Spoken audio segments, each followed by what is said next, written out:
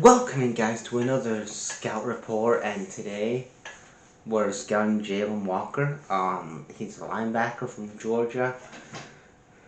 6'2". Just been drinking some beer tonight, so apologies for that. Yeah, so we're scouting Jalon Walker, linebacker. I'm looking at the linebacker class now. I am gonna get back to the quarterbacks. I have a quarterback scout report. When you've seen this, it'll be getting recorded or get going up at this point. But taking a break from the quarterback class again. Next week is the draft, so again I'm gonna try to get as many of the remaining people. Again, I'm not gonna get everybody in this draft class scouted. It's just impossible because I have other things that I'm doing and just doing other stuff, and I don't have time to. Unfortunately, I don't have time to sit down and just watch everybody and just take my notes and all that stuff. But whatever. So we're gonna talk about Jalon Walker. He's like I said, linebacker from Georgia. He's 6'2", 245 pounds. Now the games that I watched him on tape were Clemson, Kentucky, Texas, Florida, Ole Miss, Notre Dame. They're the games that I went off and scouted.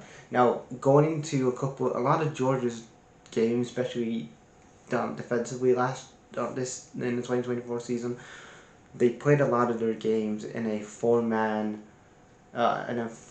front scheme. So a lot of the times when in that scheme, a lot of times where you'll have the linebackers winning individual battles, and then they're incorporating multiple blitz on the offensive line and stuff like that, and also on the quarterback. So yeah, majority of what Georgia was playing last year in college was a four-man front scheme defensively.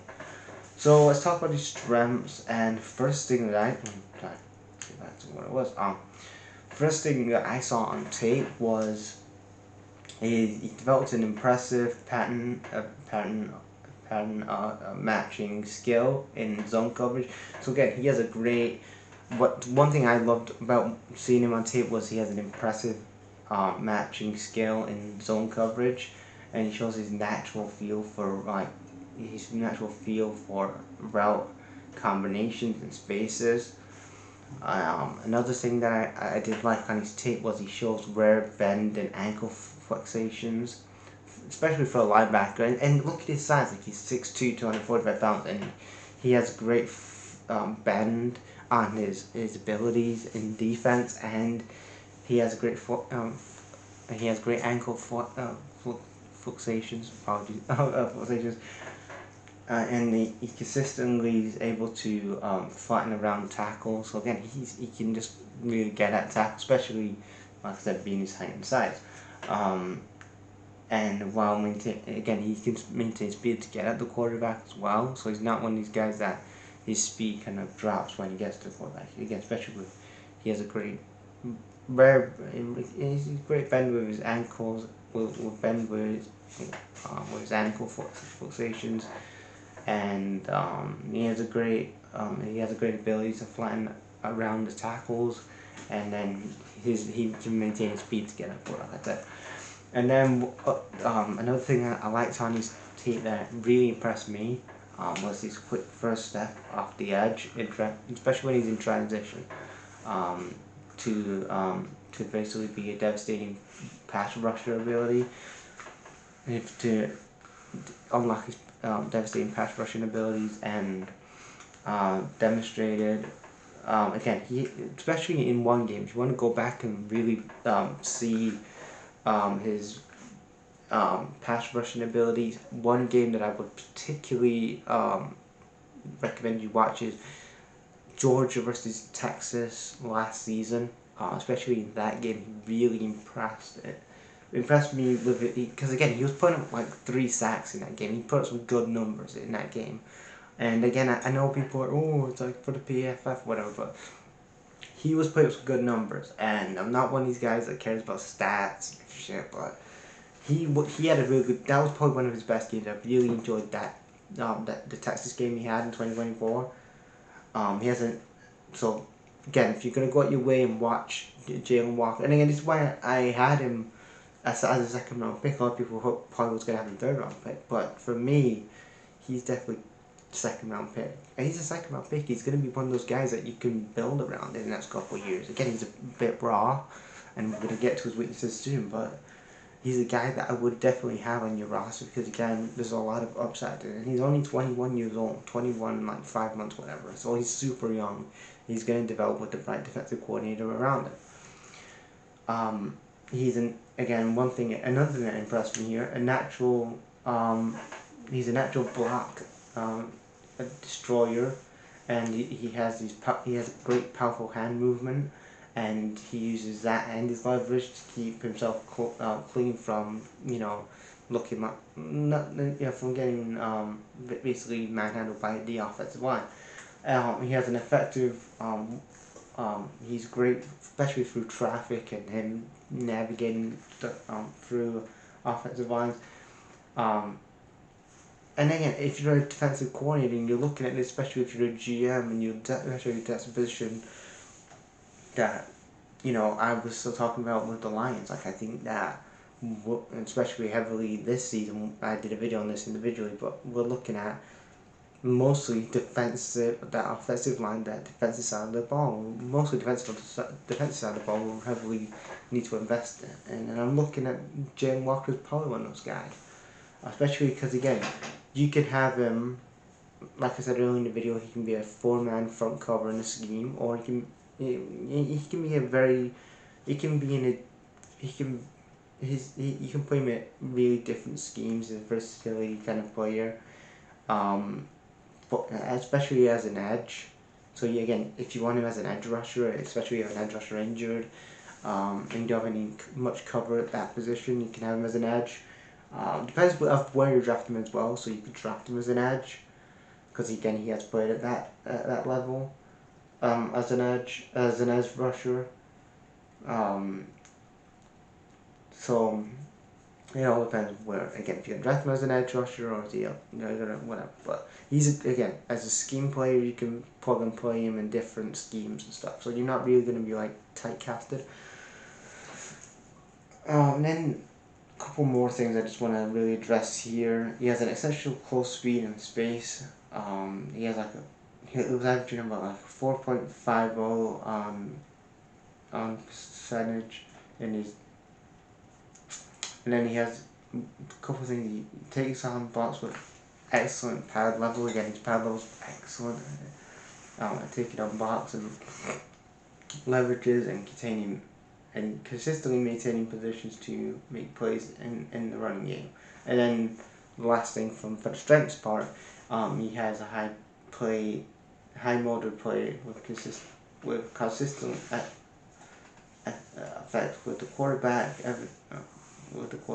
And again, one of the other games when he was consistently affecting the quarterback with his pressures was against Kentucky. So again, Kentucky game, and check out the Texas game. And then let's go into the weaknesses. It's kind of some of the weaknesses I saw in this game. Still developing in his instincts as a off-ball linebacker.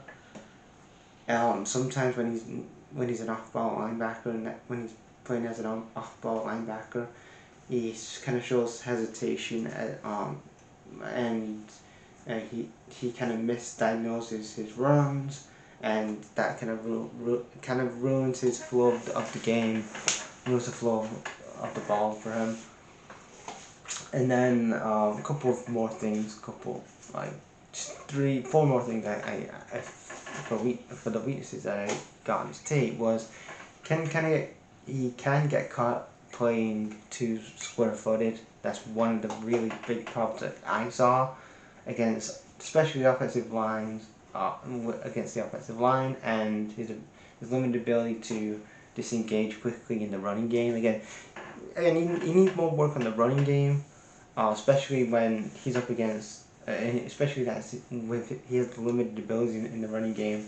Because a lot of times what would frustrate me on tape was he was getting caught very square-footed in a lot of the games some of the games that I saw him in.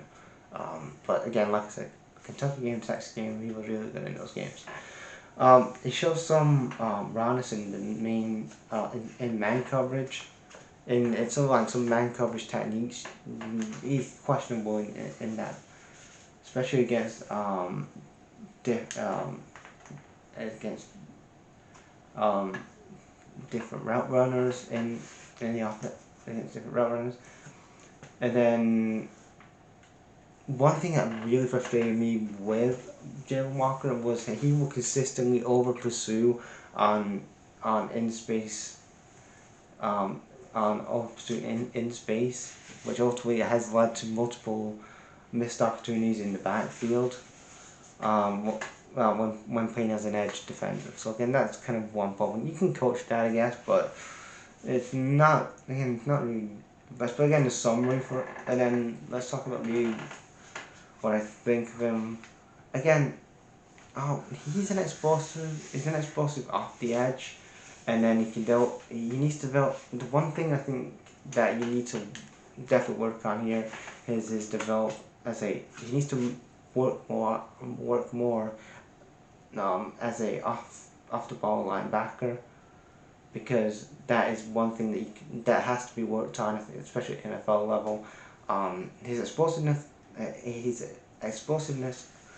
off the edge he's great, but again, him as an off ball linebacker has to be addressed. You can, but again, he has a great combination. He's a great defensive weapon that you can have, and you can unleash him at some great points. And then, if he goes somewhere, you're probably looking at maybe he goes to the Bears or somewhere like that. He might be a good fit for the Bears, especially under a Dennis Allen system, see what he can do under there. Maybe he goes to the Jets. I could probably see him going to the New York Jets, but again, Jalon Walker has got a high ceiling, I think, especially going off his as an edge defender, and him as kind of, he's a raw talent, but there's still some things in his game you have to improve on. Like again, he is a bit too square-footed in some some games, which again frustrated me. And then sometimes he would over pursue in spaces, which basically led to missed opportunities in the backfield, and that was a problem for a couple of games. But overall, I definitely think that a lot of people are sleeping on Jalon Walker. I think, people think, Jared Campbell and all these other guys. Again, I'll give you guys my thoughts on them at the end when I get to them. But Jalon Walker's a guy I wouldn't mind having in the lines. I think if him and Jack Campbell at the linebacker position wouldn't be a bad option. Yeah, I wouldn't mind him. Really, again, if you want him as an edge rusher, you can have him as an edge rusher. He can fill that position. Obviously, he's an actual linebacker, but obviously, he's a versatile player. You could have him in different schemes as well. So he's not really typecasted, like I said earlier. You don't have to typecast him and go, oh my god, I have to put him in this position, and he's going to work with this guy and this guy. No, he can work. Again, if you look at a team that plays a 4-3, a 3-4, he's good. He played in a front forward coverage in Georgia. But yeah.